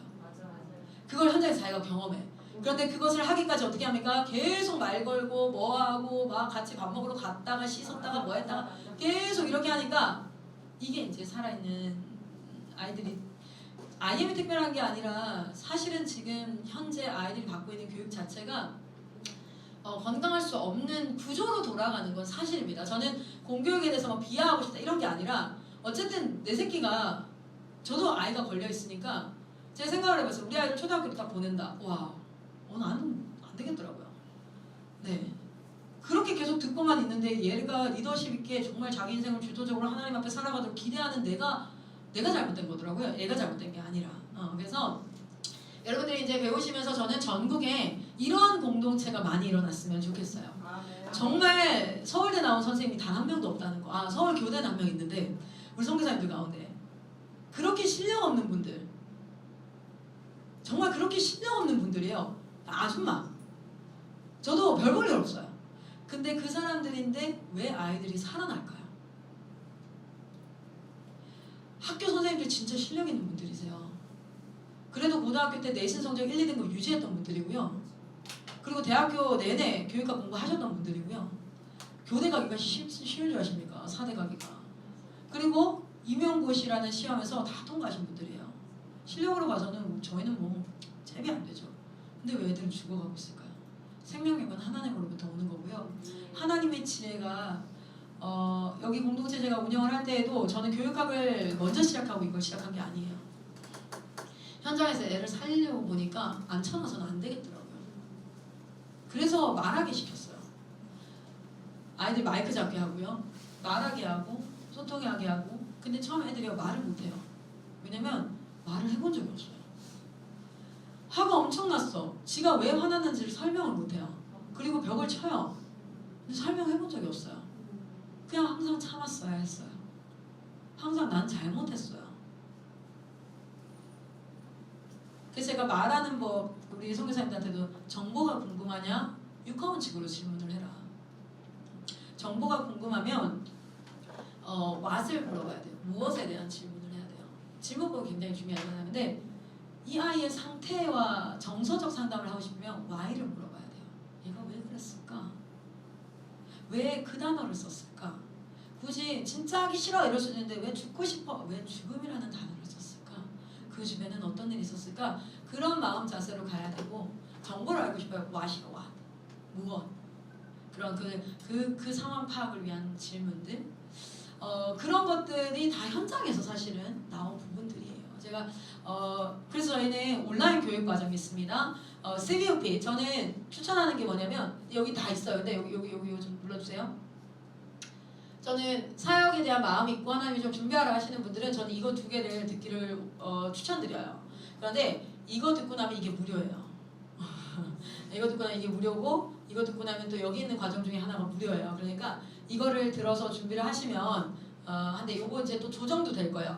이거는 수료, 학교를 세우고자 해서 수료하셔야만 하는 분들 그런 분들은 이 금액이고 강의만 들을 거다 난 숙제 이런 거 못하겠다 이런 분들은 또 과정에 하나 좀 더 금액을 낮춰서 왜냐면 이거 저희가 하나하나 올리는 내용들 다 이거를 확인을 해야 되거든요. 근데 이제 그 과정과 두 개를 나누긴 할 건데 어쨌든 이렇게 배우기 시작하셔라. 그래서 온라인으로 저희가 넣어놨습니다. 영어도 배우기 시작하세요. 여기 한번 들어가 보실래요? 저희가 국어라든지 검정고시는 거의 다 올라가 있습니다. 사회, 수학, 뭐 중졸, 과학 뭐 다 올라가 있고 영어 관련해서도 지금 이제 그 다음 추가 작업이 국어 관련해서 문해력, 독해력 뭐 이런 과정 저희는 계속 개발이 될 거예요. 아이엠 성격 유튜브 채널 보셨죠? 영상 쌓이는 속도 보셨죠? 그렇게 쌓일 거예요. 그래서 제가 꿈꾸는 건 뭐냐면 세속적인 교육하기 싫습니다. 공교육 안 됩니다. 라고 얘기를 해요. 근데 여러분 그러면 기독교 교육은 뭔데요? 그리고 중요한 건 교육은 커리큘럼이 있어야 돼요. 그냥 대안학교 한다고요? 지금 대한민국의 대안학교 가운데 실제 기독교 교육을 하는 팀이 몇이나 될 거라고 생각하세요? 과학을 기독교 교육으로 해석해서 방금 얘기했던 하나님의 창조 원리 기억나세요? 뮤신을 그냥 외워서 점수 내는 게 아니라 뮤신을 창조하신 하나님의 마음과 원리 그리고 하나님이 똥꼬를 여기다 두지 않은 이유 뭐 이런 거 되잖아요. 우리 맨날 여기 만약에 하나님 똥꼬 두셨으면 진짜 우리는 평생 그냥 변기에다가 이러셔야 돼요. 하나님 여기 두셨어요. 하나님이 여기 두신 목적이 다 있어요. 그걸 배워가는 과학.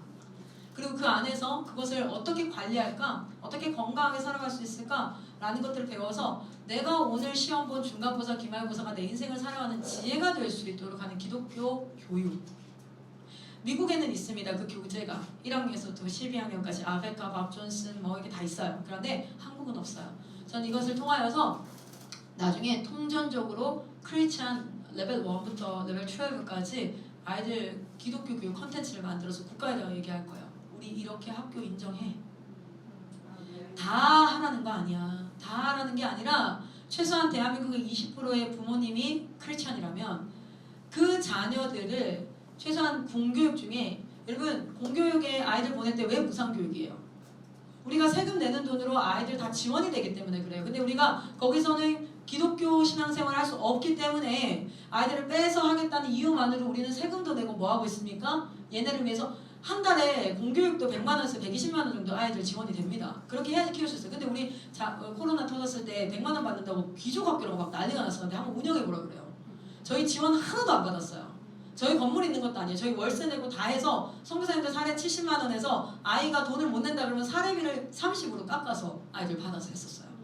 먹고 마시는 거 똑같이 들어가고 그리고 아이들 공부하는 거 다 똑같이 들어가요. 근데 그게 진짜 불공평 아니에요? 일반 학교의 아이들도 다 1인당 지원을 받고 있어요.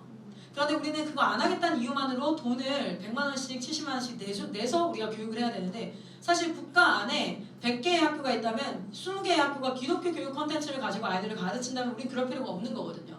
실제 미국은 밥 존슨, 아베카 이렇게 기독교 비블리컬 베이스드 콘텐츠를 뭘로 인정했어요? 학력 인증을 해버렸잖아요. 그렇죠? 우리나라는 안 하고 있거든요. 그거를 하려면 그 커리큘럼이 있어야지만 우리가 해볼 수 있어요. 근데 커리큘럼만 있다고 되는 게 아니라 그 교육을 지지하는 부모님들과 그 교육을 지지하는 층들이 많아야 결국 대한민국은 정치, 법치주의 국가이기 때문에 선거제도가 있고 그래서 사람들이 많이 원하는 걸 선택할 수밖에 없거든요. 그래서 저희가 리뉴젠 공동체를 통해서 이 기독교 교육을 계속 개발하고 이렇게 해가고 있으면서 컨텐츠를 만들고 추후에는 대한민국에 누구든 기독교 교육을 원하면 받을 수 있는 그러한 과정까지 갔으면 좋겠습니다. 그때 많은 분들의 희생과 많은 분들의 헌신이 필요하다고 생각을 합니다. 그냥 단순히 개발하는 사람만 있어야 되는 게 아니라 그것에 대해서 목소리를 내주고 우리 저 비전에 동참되자. 내 새끼 다 키웠으니까 난 상관없어가 아니라 우리 정말 한국의 다음 세대에 태어나는 아이들이 우리 아이들이 12학년 동안에 종교를 언제 배우냐면 고등학교 1학년 일반 사회에서 배워요. 뭐라고 배운 줄 아세요? 그 고대 근동의 한 사람으로 배웁니다. 예수 그리스도를. 불교, 마호메트 다 똑같이 해가지고 그 중에 시험 하나 봅니다. 문제도 딱 한 문제 배차가 돼 있어요. 그렇게 해서는 도저히 안 되는 거잖아요. 그래서 그런 부분들 가운데 여러분들 제가 온라인 교육을 여기 홈페이지는 계속 영상들이 업로드가 되어져요. 그래서 여러분들이 관심 있는 것들을 보시고 배우셨으면 좋겠고요. 그리고 그 가운데 하나님이 마음을 주시면 IM 성교에 저희 전체 창이 있어요. 거기에 사역으로 막 동원도 많이 합니다. 그럼 거기에 하나님 마음 주실 때 함께 하셔서 이 일들의 비전이 좀 동참되어졌으면 좋겠고요. 이게 만들어지면 실제 한 교회가 이렇게 얘기했어요. 목사님, 선교사님, 저희 여러분 보세요. 한국 교회가 하는 선교는 월 10만 원에서 30만 원 정도 선교사님을 후원할 때 우리는 선교한다고 합니다. 두 번째는 단기 선교를 갈 때 우리는 선교한다고 합니다. 근데 선교는 여러분 잃어버린 영혼이 돌아오는 거잖아요. 그렇죠? 선교는 우리나라가 아닌 다른 나라에 선교 헌금을 보낸다든지 거기 건물을 짓는다든지 단기 선교한다는 게 굉장히 중요한 도구인데 그게 도구이고 목적은 뭡니까? 잃어버린 영혼이 돌아오는 게 목적이잖아요. 그렇죠? 그런데 그 목사님 이런 얘기 하더라고요. 제가 지난 30년간 목회를 하면서 저에게 선교는 제가 할 수 있는 선교는 마음은 뜨거웠지만 제가 할 수 있는 선교는 선교사님들 후원하는 것과 단기 선교밖에 없었습니다. 그런데 그 교회 4명으로 시작한 아이들이 영어로 수업을 들어요. 트래플 스쿨을 배웁니다. 신학 과정입니다. 그리고 이 아이들이 고비 캠프로 찬양단으로 나가서 사람들 영어 구원하는 일을 한국에서 엄청 3년 동안 4년 동안 5년 동안 엄청 열심히 했어요. 그 아이들이 지금 필리핀을 갔는데 필리핀 현지 아이들에게 영어로 복음을 전합니다. 그리고 그 아이들에게 고비 캠프를 가르치고 너희가 또 나가서 해야 돼 하면서 잃어버린 영혼들이 주님께로 돌아오고 필리핀 목사님들이 이 아이들을 보고 놀라고 우리 아이들도 이렇게 됐으면 좋겠습니다. 캠프해주세요. 현지와 한국과 필리핀이 연합이 되기 시작하고 중국에 있는 분들이 우리 아이들도 이렇게 됐으면 좋겠습니다. 우리도 이렇게 하겠습니다. 지금 태국에서 어제 왔다 가신 분이 우리 아이들도 이렇게 됐으면 좋겠습니다. 우리도 이렇게 하겠습니다. 일본에서 저희 출판사가 있어요. 지금 IM이 하고 있는 모든 것들을 번역하겠습니다. 일본에서 이 사역을 하겠습니다. 이렇게 막 일어나기 시작해요. 선교. 할렐루야. 아멘. 여러분 이 선교가 단순히 헌신되어진 50대 60대 몇몇 선교사님들을 통해서 일어나는 것이 아니라 그분들이 터를 잡고 센터를 운영하면서 할 때에 우리 다음 세대가 그렇게 나가는 선교가 학생 생활 기록부로 기록되어져요. 저희는 아이들 그걸로. 그러니까 나가서 사역하고 이런 사역들이 지금 현재 있습니다. 이 시간으로는 좀 짧을 수 있어요. 짧을 수 있으니까 저희 본부에서는 9월 17일 날 토요일 날 컨퍼런스로 사역 소개도 하고 온라인으로 계속 사역 소개를 하고 있고 19, 20일 월화는 목사님들을 위해서 사모님들을 위해서 사역자분들을 위해서 목회자 세미나를 통해서 이렇게 사역을 또 설명을 하기도 하고 줌으로도 막 하기도 하고 상담으로도 하기도 하고 하니까 여러분 실질적으로 온라인상으로 배우시는 것들을 시작하시고 부탁드립니다. 그리고 하나님께서 부르신 그 자리에서 바로바로 쓰임받을 수 있도록 준비하셨으면 좋겠고요. 영어는 우리 김순남 선교사님 미국 가보시 아시겠지만 우리한테 잘할 거를 기대하지 않잖아요. 네, 우리가 막 유창하게 발음 굉장히 잘하는 막 get it off your chest 막 이거 하기를 원치 않아요. 근데 우리 제가 보면서 깜짝 놀랐던 건 김순남 선교사님, 김영환 선교사님이 지금도 배우려고 하신다는 거예요. 지금도 배우려고 하고 지금도 어느 선교지에 가면은 그 마음으로 어쨌든 마음 있으면 소통이 됩니다. 참 신기하죠. 그리고 핸드폰 디바이스가 왜 이렇게 잘 돼 있는 거예요. 어떻게든 됩니다. 근데 시도해보세요. 실제 영단속 과정도 있고 영어 공부할 수 있는 거 온택 회화 실시간으로 회화를 일주일에 4타임을 해요. 40분씩인가요? 4타임을 하거든요. 그게 4만 원이에요. 한 달에. 화상 영어 웬만큼 하면 12만원, 20만원 이렇게 하잖아요. 근데 그거 4만원이거든요. 그거 하시는 분들이 뭔지 아세요? 마이크 선사님이 양육했던 엔츠 신학교 제자들이에요. 그러니까 그들이 영성을 가지고 영어로 우리한테 이렇게 한단 말이에요. 그러니까 그런 부분들 시도하시면 뭐든 할 수 있습니다. 그래서 많이 이렇게 해주셨으면 좋겠고 제가 오늘 마지막에 이제 나와서 얘기했던 건 이런 마음으로 여기서 사역하고 있습니다. 그래서 저는 한국에 있지만 저한테 많이 물어요. 선교사님이면 어느 나라 선교국에서 이렇게 묻는데 제가 얘기해요. 당당하게 저는 열방 선교사입니다. 네. 저는 한국에 있지만 열강 선교사. 어제도 일본 팀이랑 얘기해서 일본에 지금 11월 1일부터 가가지고 또 출판 사업이랑 해서 그쪽에 진행되고 태국이랑 얘기가 되고 지금 여기서 만든 컨텐츠들이 번역이 시작되기 시작했거든요. 그래서 여러분 기도해 주셨으면 좋겠어요. 이 단체를 하나님께서 마이크 선생님 통해서 시작하셨어요. 그분의 삶이 너무 헌신적이었기 때문에 사실 할 말이 없었습니다. 그리고 시키는데 본인은 안 하면서 나보고 하라 그러면 나도 짜증날 텐데 나보다 더 하니까 할 말은 없었어요. 그리고 저는 처음에는 물론 사명에 반응했고 너무너무 한 영혼이 저희 어머니 아버지 지금도 안 믿으세요. 예수 안 믿으세요. 제가 하나님 앞에 사역을 시작하면서 이렇게 얘기했어요. 하나님 우리 엄마 아빠 책임져 주세요. 저 하나님 영혼을 위해서 제 평생 다 드리겠습니다. 이번 추석 집회도 오라니까 태풍이 와가지고 못 온다고. 그래서 내가 사과나무 붙잡고 있는다고 안 넘어가는 거 아니다. 빨리 온다. 막 지금도 얘기하고 계속 얘기하고 있어요. 어쨌든 물론 그 잃어버린 영혼을 향한 갈망이 제 안에 있었지만 사실은 저는 마이크 선생님 멋있다라는 생각이 들더라고요. 나도 저렇게 한번 살아보고 싶다. 거리낄 것 없이 진짜 오늘 내가 통장에 빵원 있어도 정말 저렇게 좀 당당하게 살고 싶다. 왜냐면 진짜 돈이 없으시거든요. 가끔 저한테 빌리세요. 안 갚아서 문제인데 진짜 그가 5만짜리 있어. 네. 정말 걔 그걸 보고 깨달았어요. 우리 아이들이요 선교사 되고 싶다는 말을요 사실은 막 사명과 지상 명령에 가슴이 뜨거운 이거보다 그냥 선교사님들 삶이 멋있대요. 뭔지도 모르면서 얼마나 힘든데? 라고 얘기하는데 애들이 멋있대요. 한국 다음 세대는 지금 롤모델을 잃어버렸습니다. 아이들한테 물어보세요. 너의 롤모델이 누구니? 그러면 첫 번째는 대답이 없습니다. 두 번째는 있어도 말 한 번 섞어보지 않은 스티븐 잡스, 세종대왕, 이순신 뭐 이딴 소리 하고 있어요. 근데 롤모델은요 성공한 업적을 쫓아가고 싶은 게 롤모델이 아니에요. 가까이에서 그 성공을 이뤄내기까지의 여정을 볼 수 있는 사람일 때 영향을 미쳐요. 저는 마이크 선생님이 얼마나 정말 힘들 때를 곁에서 같이 있어봤어요. 그래서 이 사람의 진짜 모습을 알아요. 정말 욕 대바가지 먹어가면서 누가 봐도 진짜 저희가 어디까지 얘기했냐면 둘이 그 격리 딱 끝나고 나서 한참 KBS 난리 날 때 기자들 앞에 우리 격리하는 숙소에 와 있을 때 클라라 고기 먹으러 와. 제가 격리 끝나는 날 갔어요.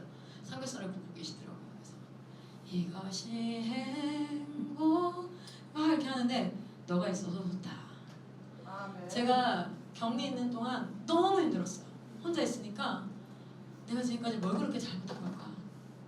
정말 한 달에 70만 원 받아가면서 첫째, 둘째, 셋째 애 낳기 2시간, 3시간 전까지 사역하고 애 낳고 12시간도 안 돼서 사역 복귀해가지고 줌으로 청년들 만나고 진짜 한 영혼 살려보려고 온 힘을 다해서 사역을 했는데 뉴스에 도배된 내용들은 완전 진짜 파렴치한 악의 축이더만요. 난 뉴스 보니까 나도 싫던데요 그 사람들. 나도 내 모습이 나도 말씀이 싫더라고요. 와 어떻게 저런 사람이 이런 마음이 들 정도로 그렇게 만들어버리니까 내 마이크 선생님 우리 만약에 사역 못하게 되면 농사 짓자. 너가 아버지 그 농장이 몇 평이냐고 물으시더라고요. 난 2,000평. 성교사님이랑 저랑 폴쌤이랑 지으면 잘할 겁니다. 그리고 우리 애들 많으니까 우리 애들 마쌤만 5, 저희 셋, 폴쌤 넷, 3가정만 모아도 벌써 10이 넘거든요. 그럼 학교 하나요? 그렇게 하고 농사 짓고 그 돈을 우리 사역하고 선교하고 우리는 학교 하고 싶었던 거 아니잖아. 우리는 진짜 한 영혼 더 나오는 게 꿈이었잖아. 그러면 되지. 그래서 제가 그 격리 기간 동안 있었던 모든 마음들의 어려움이 그 삼겹살을 먹으면서 맛있더라고요. 또 먹으면서 저는 그 모습을 다 지켜와 봤어요. 첫 설교 나갔다 돌아와서 어깨가 축 처져서 저한테 얘기했어요. 나 오늘 2시간 욕 먹었다. 너 때문에 한국에 얼마나 힘들었는지. 그리고 이제 숙소에 들어가시는 뒷모습을 보면서 그러고 그 다음날 또 나가시는 거예요. 욕 먹을 줄 알잖아요. 그럼 적당히 안 나가면 되는데 또 나가시는 거예요. 선생님 또 가세요. 클라라 컨텐츠 만들고 있어. 내가 그 컨텐츠를 통해서 교회 세울 사람들 데리고 올 테니까. 아멘. 6개월간은요 내내 욕만 먹었어요. 진짜. 당신 때문에 한국교회가 얼마나 욕먹은 줄 알아? 막 욕을 하고 설교 막 하는 그 자리에서 주보를 찍고 나가시고 저런 사람 초대했다고. 저는 그 모습을 다 봤기 때문에 제 롤모델이 왜 말씀이냐면 말씀이 탁월하고 위대한 업적이라서 아니라요. 그 사람이 어떻게 그 인생을 겪어오는지를 저는 가장 가까이서 볼 수 있는데 어려운 일이 있을 때 어떻게 하는지 실제로 정말 마이크 선교사님과 레베카 선교사님이 두 분이서 이 어떤 일에 대해서 마음이 어려워지시는 그 자리에서도 곁에 같이 있었어요. 아, 아내와 의견이 맞지 않을 때 맞으면 저렇게 하는구나. 제가 다 배움이 되는 거예요. 다. 한국교회의 다음 세대는 가장 가까이에서 그러니까 성공을 위한 업적이 멋있는 사람을 쫓아가는 그런 롤모델이 아니라 진짜 하나님이 보이지 않을 때 어떻게 하는지를 보여주는 롤모델을 잃어버렸어요. 저한테 그 코로나 그때 한 3개월 정도 있으면서 3개월 차 정도 됐을 때 한 4월달 5월달 때 저한테 이런 얘기를 하시더라고요. 클라라, 내가 제일 힘든 게 뭐냐면 사람들이 욕하는 것보다 하나님이 말씀이 있는데 말씀으로 하나님이 말씀하지 않을 때 너무 힘들어. 그래서 저는 그때 배워요. 아, 저게 가장 힘든 거구나. 근데 진짜 롤모델인 거죠, 저한테. 그분이 사람들이 다 존경할 만한 위대한 업적을 가지고 있어서가 아니거든요. 저는 저희 아이들한테 얘기했어요. 난 너한테 실수도 많고, 말씀 실수 많이 하십니다. 실수도 많고, 애들한테 제가 저희 리더와 동일하게 실수도 많고 네가 봤을 때 이건 아닌데 하는 모습도 많을 거야. 그러나 내가 한 가지 너한테 약속할 수 있는 건 나는 하나님 앞에 예배하는 걸 멈추지 않을 거야. 왜냐하면 내가 실수하면 그 예배 가운데 성격사를 깨닫게 하실 거니까. 나를 인도하실 거니까. 그리고 나는 네 앞에서 나 그거 실수했어 라고 얘기하는 날이 올 거야. 왜냐면 나도 인간이거든. 근데 우리 같이 하나님 따라가자. 그러니까 제가 위대해서 우리 제자들이 지금 이 사역을 하는 게 아니에요. 클라라가 똑똑하니까 자기한테 뭔가 도움이 될 것 같아서가 아니라 그냥 그 삶이 가까이서 보고 싶은 거예요. 그리고 궁금하대요. 순천에서 사역하는 한 사역자가 어느 날 밤 11시에 연락이 와서 선교사님 이런 상황에서 선교사님은 어떻게 하실 거예요? 궁금해서 전화했어요. 그때 너무 행복했어요.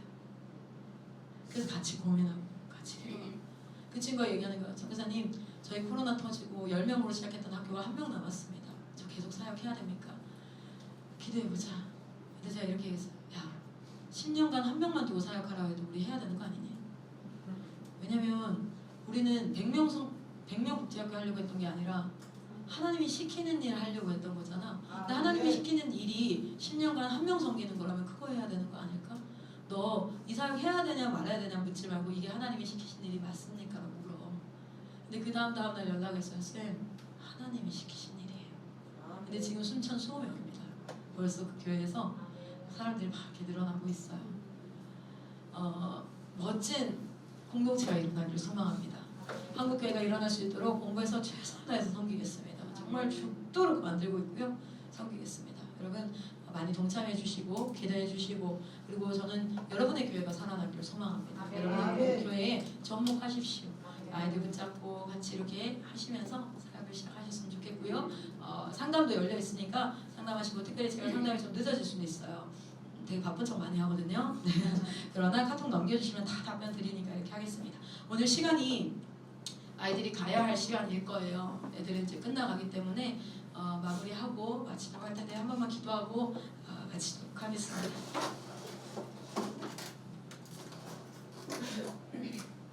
우리 같이 한번 기도해 주셨으면 좋겠습니다. 한국 다음 세대의 부흥이 오기를 소망합니다. 아멘. 이미 부흥이 왔습니다. 근데 여러분 지금 이 부흥의 이 불길 사도 바울은 이렇게 고백을 해요. 나를 전제로 드릴지라도 라는 고백을 해요. 전제. 제사의 방법 중에는 4가지가 있습니다. 소제, 거제, 요제, 전제, 번제. 그거는 제사의 종류가 아니라 제사를 드리는 방식의 종류인데요. 번제는 태우는 거겠죠.